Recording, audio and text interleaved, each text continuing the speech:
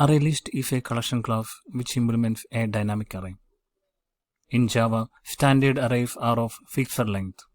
After arrays are created, they cannot grow or shrink, which means that one must know in advance how many elements an array will hold.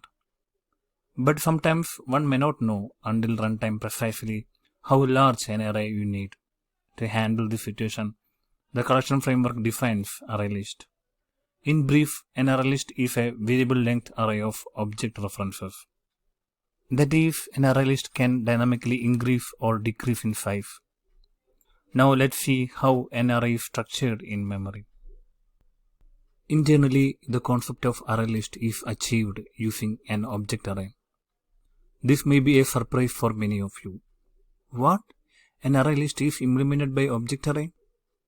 Yes. As you can see here, this is how Java declares object array for implementing ArrayList. Now you may wonder how this object array grows or shrinks dynamically to hold the elements. We will discuss how this is achieved shortly. Before that, let's see how array is structured in memory. This concept is very important to understand array data structure. As you can see here, you can visualize an array as sequential or contiguous memory blocks. As soon as an array is declared, Java grabs contiguous memory blocks to store its data. In this diagram, there is an array of size 10. Integers from 0 to 9 holds values of 10, 11, 12 and so on till 19. Memory addresses of each memory block is given here. The memory address of index 0 is 2000. This is a hypothetical address. In real system, this address may vary. You may have noticed a difference of 4 between each memory addresses. It is because each memory block is of 4 bytes, such as 32-bit. The magic of an array data structure is it can find memory address of any index from its base memory address using this highlighted formula in red. The memory address at index 0 is known as base address or first address or foundation address. An array variable keeps this information of a base address. This information is necessary to calculate other following memory addresses. For example, to find the memory address of fifth index, as shown here, let's apply the values to the formula. Base address is 2000. Index to be found is 5. Here 4 is the bytes used by each memory block. By applying to the formula, we get 2020, which is the right address of the fifth index. Once the address is known, system can easily retrieve its value. Array data structure clearly exploits memory address system of a computer. This way, irrespective of the size of an array, the memory address can be found in a constant time.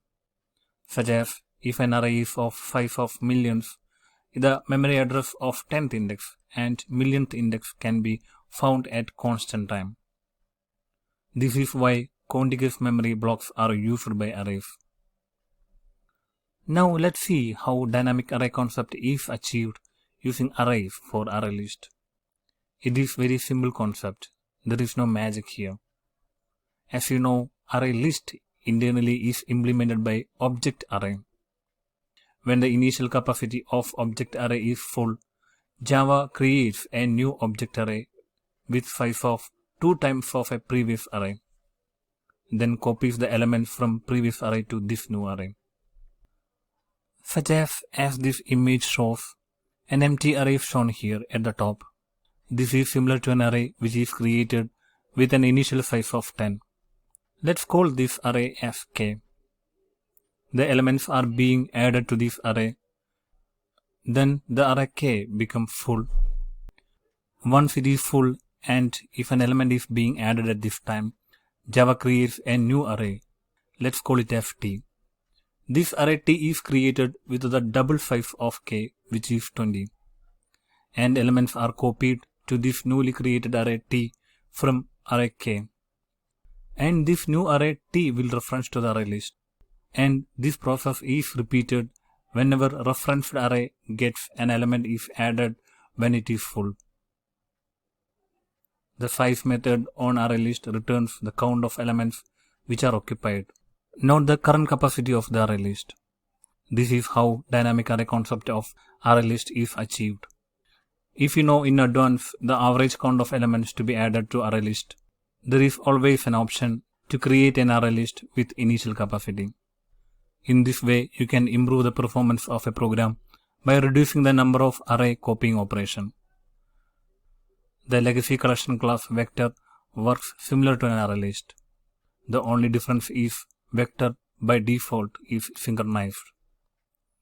ArrayList by default is not synchronized, but you can always obtain synchronized ArrayList using collection classes.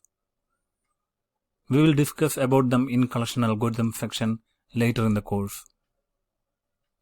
Now it's time to discuss about constructors and methods of an ArrayList.